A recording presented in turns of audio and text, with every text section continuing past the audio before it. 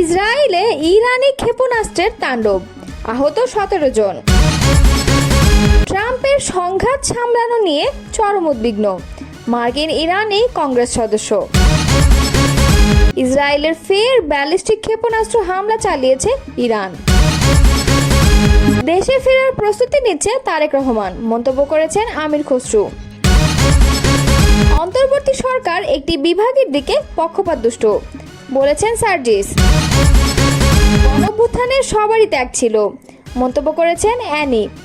এতক্ষণ শুনছিলেন সংবাদ শিরোনাম, এবারে বিস্তারিত।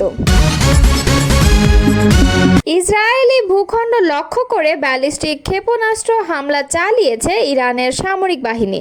শুক্রবার ইসরায়েলের বিভিন্ন প্রান্তে এই হামলা চালানো হয়েছে। প্রত্যক্ষদর্শী ও ইসরায়েলি সেনাবাহিনীর বরাত দিয়ে ব্রিটিশ বার্তা সংস্থা রয়টার্সের এক প্রতিবেদনে এই তথ্য জানানো হয়েছে।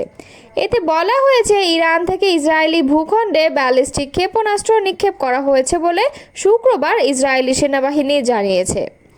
ইসরায়েলের প্রতিরক্ষা বাহিনী বলছে, ইরানি ক্ষেপণাস্ত্র প্রতিহত করার জন্য ইসরায়েলের প্রতিরক্ষা ব্যবস্থা সক্রিয় করা হয়েছে। ক্ষেপণাস্ত্র প্রতিহত করার জন্য কাজ শুরু করেছে প্রতিরক্ষা ব্যবস্থা। এদিকে জেরুজালেম ও তেল আবিবে বিস্ফোরণের শব্দ শুনতে পেয়েছেন বলে রয়টার্সকে জানিয়েছেন প্রত্যক্ষদর্শীরা। ইসরায়েলের সেনাবাহিনী বলছে, ইরানের ক্ষেপণাস্ত্র ধেয়ে আসায় বাসিন্দাদের সুরক্ষিত স্থানে আশ্রয় নেওয়ার নির্দেশ দেওয়া হয়েছে। পরবর্তী নির্দেশ না দেওয়া পর্যন্ত বাসিন্দাদের সেখানে থাকতে বলা হয়েছে। ইরানের গণমাধ্যম খবরেও ইসরায়েলে ক্ষেপণাস্ত্র হামলা শুরু হয়েছে বলে জানানো হয়েছে। ইসরায়েলের গণমাধ্যমে বলা হয়েছে, ইরান ক্ষেপণাস্ত্র নিক্ষেপ করায় ইসরায়েল জুড়ে সাইরেন বাজিয়ে বাসিন্দাদের সতর্ক করে দেওয়া হয়েছে।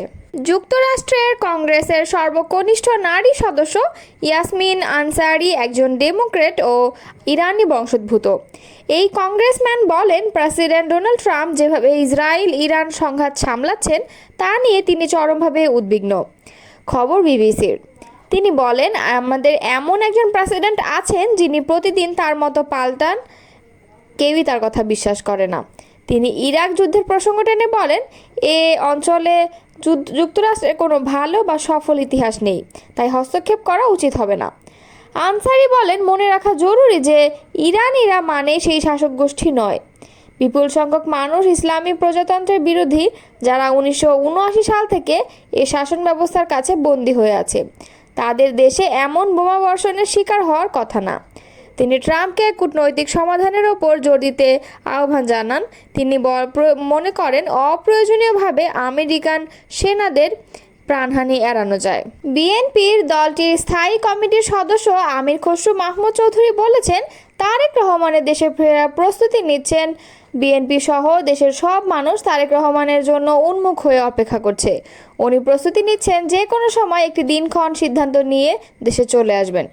শুক্রবার বাদ আসর রাজধানীর কাঁটাবনের একটি মসজিদে গণফোরাম সভাপতি প্রয়াত মোস্তফা মহসিন মন্টুর মিলাদ মাহফিলে অংশ নিয়ে সাংবাদিকদের এই প্রশ্নের জবাবে এসব কথা বলেন তিনি বলেন, লন্ডনে গত 13 জুন অধ্যাপক ডক্টর মোহাম্মদ ইউনূস ও তারেক রহমানের বৈঠকের পর বিএনপির ভারপ্রাপ্ত চেয়ারম্যান বাংলাদেশে কবে ফিরবেন সেটি নিয়ে নতুন করে আলোচনা শুরু হয়েছে। 2008 সালের সেপ্টেম্বরে চিকিৎসার জন্য সপরিবারে লন্ডনে যান তারেক রহমান। সেখান থেকেই বিএনপি স্থায়ী কমিটির সঙ্গে পরামর্শক্রমে দল পরিচালনা করছেন তিনি। সে সময় সাংবাদিকদের অপর এক প্রশ্নের জবাবে আমির খসরু বলেন, পোস্টার বাতিল এবং নির্বাচন সংক্রান্ত আরপিও সংশোধনের বিষয়ে সব রাজনৈতিক দলের সঙ্গে আলোচনা করে নির্বাচন কমিশন সিদ্ধান্ত নেবে। অন্তর্বর্তীকালীন সরকার একটি বিভাগের দিকে পক্ষপাতদুষ্ট বলে অভিযোগ করেন জাতীয় নাগরিক পার্টি এনসিপির মুখ্য সংগঠক সার্জিস আলম। শুক্রবার 20 জুন বিকেলে নিজের ফেসবুক প্রোফাইলে দেওয়া এক পোস্টে তিনি এই অভিযোগ করেছেন। ওই পোস্টে সার্জিস আলম লেখেন, এই অন্তর্বর্তীকালীন সরকারের অন্যতম সীমাবদ্ধতা হলো উপদেষ্টা পরিষদ থেকে শুরু করে উন্নয়ন বরাদ্দ এবং অনেক ক্ষেত্রে তারা একটি বিভাগের দিকে পক্ষপাতদুষ্ট। বিএনপির কেন্দ্রীয় যুগ্ম মহাসচিব শহীদ উদ্দিন চৌধুরী অ্যানি বলেছেন, জুলাই আন্দোলন হঠাৎ করে হয়নি, এটি একটি গণ অভ্যুত্থান। এখানে সবার ঘাম ছিল, সকলের ত্যাগ ছিল। শুক্রবার জগন্নাথ বিশ্ববিদ্যালয়ের সাংবাদিক সমিতির 2 দশকে পদার্পণ উপলক্ষে গণতন্ত্র পুনরুদ্ধার, গণমাধ্যম ও রাজনৈতিক নেতৃত্বের ভূমিকা শীর্ষক আলোচনা সভায় তিনি এসব কথা বলেন। অ্যানি বলেন, ফ্যাসিস্টদের বিরুদ্ধে যারা কথা বলেছিল তারাই জেল খেটেছে, জুলুমের শিকার হয়েছে, বছরের পর বছর মানুষের এই স্বৈরশাসকের বিরুদ্ধে লড়েছে। জুলাই আন্দোলনে যারা নেতৃত্ব দিয়েছে, যারা শহীদ হয়েছে, তাদের প্রতি শ্রদ্ধা নিবেদন করছি। তিনি আরও বলেন, গুমের একটি নতুন সংস্কৃতি ফ্যাসিস্ট হাসিনা এদেশে তৈরি করে দিয়েছে। আমরা শুধু নির্বাচনের জন্যই আন্দোলন সংগ্রাম করিনি, আমরা দেশকে নতুনভাবে গড়তে চাই।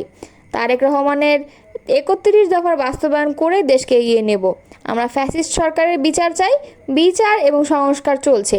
এটা একটি চলমান প্রক্রিয়া, আমাদের ঐক্য আরও সুদৃঢ় করতে হবে। ইসরায়েল লক্ষ্য করে বেশ কয়েকটি ক্ষেপণাস্ত্র ছুড়েছে ইরান। এতে ১৭ জন আহত অবস্থায় চিকিৎসা নিচ্ছেন। এর মধ্যে ৩ জনের অবস্থা গুরুতর। খবর এএফপির।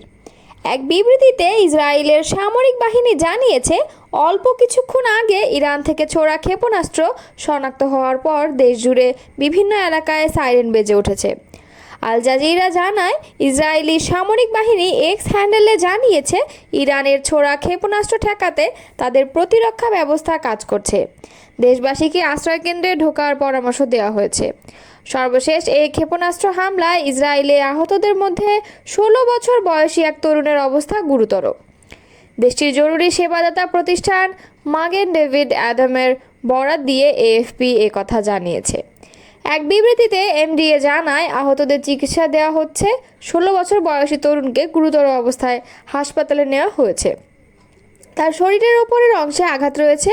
আর এক ৫৪ বছর বয়সী ব্যক্তির অবস্থা খুব বেশি গুরুতর নয়, তিনি পায়ের নিচের অংশে আঘাত পেয়েছেন।